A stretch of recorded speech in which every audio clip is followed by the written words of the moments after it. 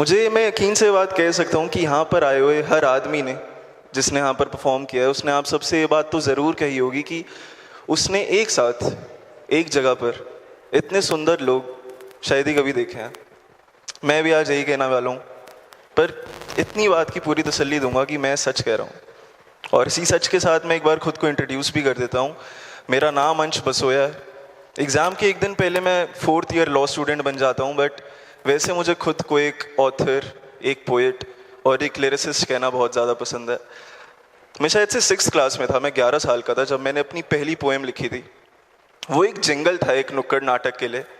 और मुझे आज भी याद है जब स्कूल असेंबली में मैंने वो नाटक परफॉर्म किया था, तो मुझे आज भी वो जादू याद है जो मेरे सामने हो रहा था। मैं जो भी बोल रहा था ऑडियंस उस पर कुछ ना कुछ रिएक्शन दे रही थी। मैं कुछ अच्छा बोल रहा था तो वो तालियां बजा रहे थे, मैं कुछ सीरियस बोल रहा था तो वो सच में चुपचाप सुन रहे थे। वो दिन मुझे आज भी याद है, वो जादू मुझे आज भी याद है, और वो जादू मैं आज यहाँ पर रिक्रिएट करना चाहता हूँ। अगर भगवान मुझे बनाने से पहले और मेरे पापा मेरे हाथों में वकालत की किताबें थमाने से पहले ज़रा एक बार मुझसे पूछते कि आखिर मैं क्या करना चाहता हूँ, तो मेरा जवाब होता तुम पर लिखना। क्योंकि मैंने बहुत ढूंढा है खुशी को, कीमती चीज़ों में, महंगी कमीज़ों में, इश्तिहारों में, बाज़ारों में, दौलत के दिखावों में, पर फिर भी ये आंखें खिली नहीं, क्योंकि तुमसे मिलने से पहले, तुम पर लिखने से पहले मुझे खुशी मिली नहीं। पर फिर तुम मुझे दिखी वहीं कमला नगर के उसी पार्क के उसी बेंच पर जहां पहली बार मिले थे। तुम मुझे सुना रही थी किस्से अपनी कॉलेज की सहेलियों के, जिन पर मेरा ध्यान थोड़ा सा कम था। क्योंकि सच कहूं तो मुझे तुम्हें निहारने से फुर्सत हो तो ही तो कुछ सुनो।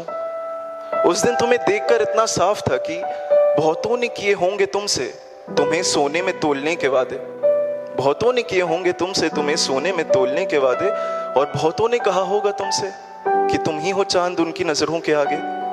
पर उस दिन तुम्हारी तारीफ में मैंने ये लिखा था कि तेरे चेहरे को चांद बताना अब बचकाना लगता है, तेरे चेहरे को चांद बताना बचकाना लगता है, तेरी गर्दन पर सोना सजाना अब पुराना लगता है। क्योंकि उसे क्या ही तोलूं सोने में जिस पर जिंदगी अपनी हार दी है।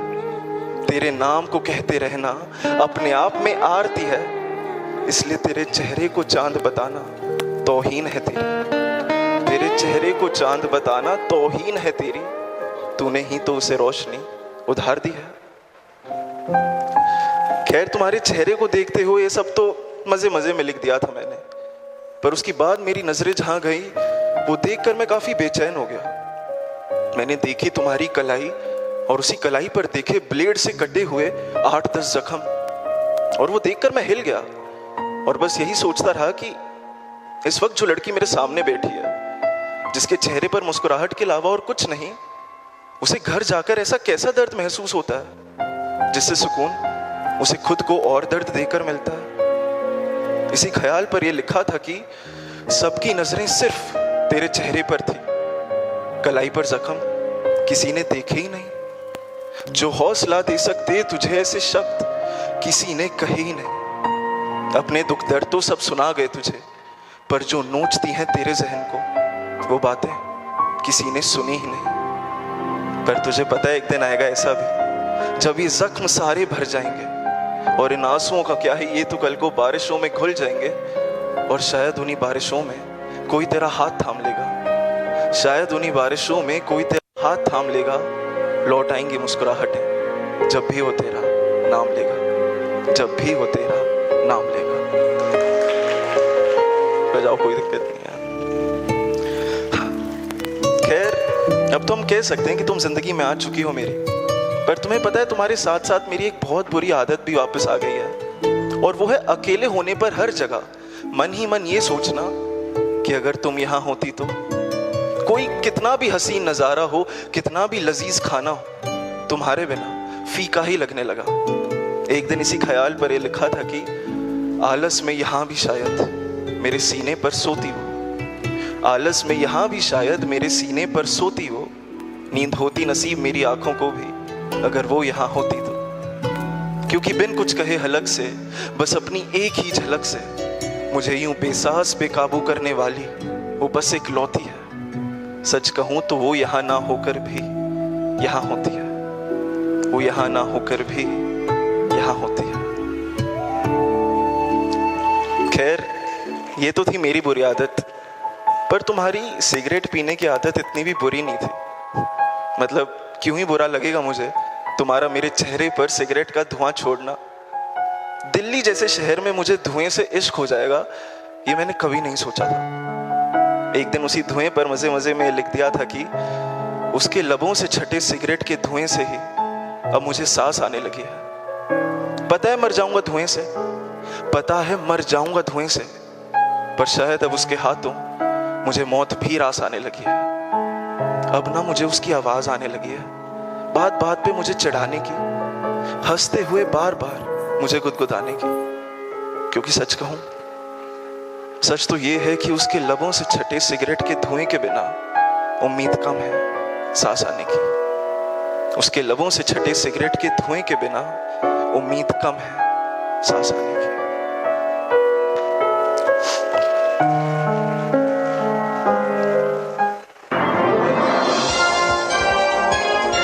क्या बजा रहे हो भाई? घबराओ मत, ये कोई ग्लिच नहीं है।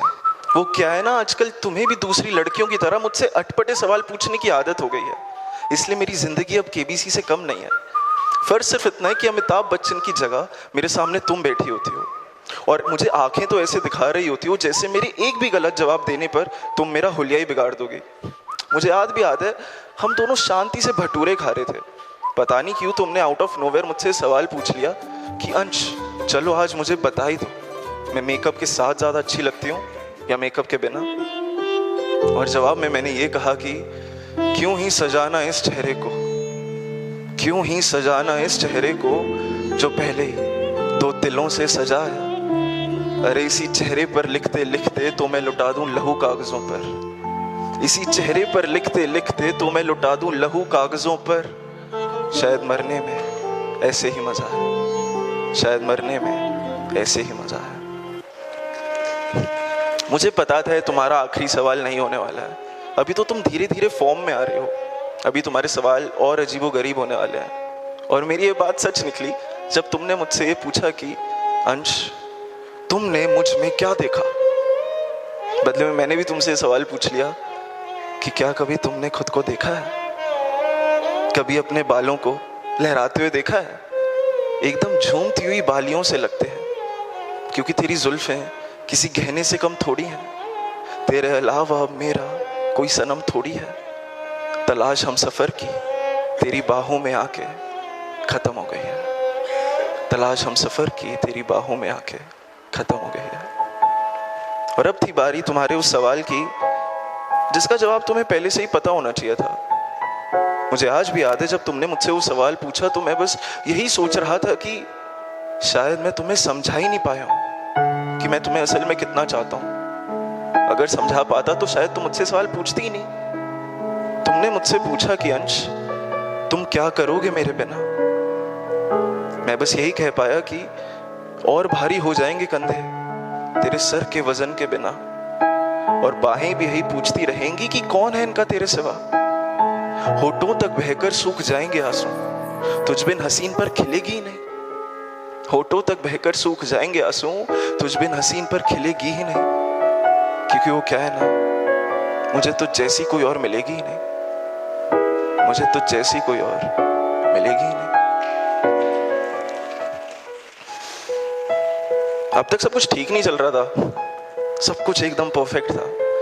पता ही मेरे साथ ये अक्सर बहुत होता है कि जब मेरी जिंदगी में सब ठीक होता है, जब हर चीज अपनी ठीक जगह पर होती है, पता नहीं क्यों भगवान को मुझसे कोई दिक्कत हो जाती है और फिर सब तहस नहस हो जाता है। हमारे साथ भी यही हुआ। अभी अभी तो करीब आए थे कि तुम्हारा कॉलेज खत्म हो गया और तुम्हें अपने शहर जयपुर वापस जाना पड़ा। जाते जाते हमने एक दूसरे से वादा तो किया था कि हम अक्सर एक दूसरे को चिट्ठी जरूर लिखेंगे। आज तक वो वादा अकेला सिर्फ मैं ही निभा रहा हूं। तुम कब निभाओगे? एक दिन गुस्से में तुम पर वही एक और चिट्ठी लिखते लिखते मैंने ये लिखा था कि तुझे एक और चिट्ठी लिखकर वक्त जाया करूं। तुझे एक और चिट्ठी लिख कर वक्त जाया करूं, या समझ के तेरे इशारे अब तुझे पराया करूं। क्योंकि मिला जब मैं तेरे मोहल्ले के डाकिया से, तो पता चला कि उसने तो तुझ तक मेरी हर चिट्ठी पहुंचाई। उसने तो तुझ तक मेरी हर चिट्ठी पहुंचाई, फिर क्यों जवाब में तेरी ओर से मुझ तक एक भी चिट्ठी ना आई। मैंने शुरुआत में तुमसे कहा था, तुम्हें याद होगा, कि अकेला होने पर मैं हर जगह अक्सर ये सोचता हूं कि अगर तुम यहाँ होती तो। और आज हालात ऐसे थे कि मैं ये सोचने को मजबूर था कि तुम यहाँ कब आओगे। उन्हीं रास्तों पर, उन्हीं गलियों पर जहाँ पर हम कभी भी चल फिर देते थे, आज उन्हीं गलियों में मैं तुम्हें ढूंढ रहा था। और तुम्हें खोजते खोजते ये सोच रहा था कि तुम्हें सोचते सोचते ये सोच रहा था कि तुम्हें ढूंढते ढूंढते पैरों में छाले पड़ते रहेंगे, ये हमारा मिलना कभी होगा भी। मुझे याद है तुमने शराब छुड़वाई, मानो वो गम देती तुमसे ज्यादा है। छुड़वाई तुमने सिगरेट भी, मानो वो जान लेती तुमसे ज्यादा है।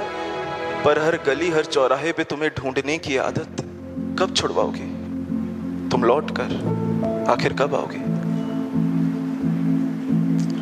एक दिन इसी उदासी को अपने बस्ते में भरकर मैं पहुंच गया वहीं पर जहां कहानी शुरू हुई थी, कमला नगर के उसी पार्क के उसी बेंच पर जहां पर हम पहली बार मिले थे। और तुम्हें पता है मैंने क्या देखा? नहीं, तुम तो नहीं थी वहां पे। मैंने वहां पर देखी एक लड़की जिसकी हाइट, जिसके बाल और जिसकी शक्ल भी लगभग तुमसे बहुत मिलती जुलती थी। उसे देखकर मुझे तुम्हारी याद आ गई और मैंने लिख ही दिया कि पता है, यहाँ पर रोज एक लड़की आती है जो हूबहू तुम जैसी दिखती है। हंसने पर उसके गालों में गड्ढे होते हैं जैसे ही सिर्फ तुम्हारे होते हैं, पर पता है वो फिर भी तुम जैसी नहीं है। क्योंकि एकदम से उसके पास से जब कोई गुजरे तो वो डरती नहीं है। अपनी पसंद के गाने चलवाने को वो किसी से लड़ती ही नहीं है। गलत होने के बावजूद भी वो जुबान लड़ाती नहीं है, क्योंकि वो कितनी भी दिख ले तुम्हारी तरह, पर उसमें तुम जैसी बात ही नहीं है। क्योंकि ये शक्ल सूरत की बातें हैं, इनकी कोई कीमत थोड़ी है। खूबसूरती तो बहुत है इस दुनिया में, पर तुम जैसी किसी में सीरत थोड़ी है।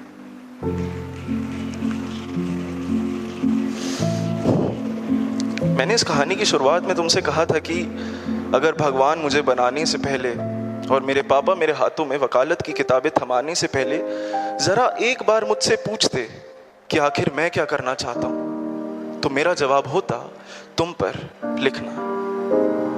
पता है मैं गलत था, क्योंकि इस दुनिया को, इस समाज को मैं और जितनी नजदीक से देखता हूं, मेरे मन में बस एक ही सवाल आता है कि किस घूसल खाने में रहता हूं मैं। सच में, किस घूसल खाने में रहता हूं मैं। यहाँ एक मेट्रो की सीट के लिए भीड़ से भीड़ लड़ रही है, दौलत के लिए अपनों की बलि चढ़ रही है। शाम होते ही मेरी बहन घर से निकलने से डर रही है, और तुम्हें भेजी उन चिट्ठियों की तरह ये दुनिया दिन ब दिन सड़ रही है। और मेरे जहन में इसके लिए नफरत दिन ब दिन बढ़ रही है, खासकर कोलकाता रेप केस के बाद। जिस शहर में हर साल धूमधाम से दुर्गा की पूजा, एक देवी की पूजा मनाई जाती है, उस शहर से ऐसी खबर आएगी, ये किसने सोचा था। एक दिन गुस्से में इसी हादसे पर लिख दिया था कि ये आदमी है, फिरता है सड़कों पर, घूरता हर गुजरते सीने को, टोको तो कहे कि बिन निहारे खूबसूरती, भला कहाँ मजा है जीने में। तो और तो तुम ना एक काम करो, तुम आदमी को तुम्हें ऊपर से नीचे तक निहारने दो।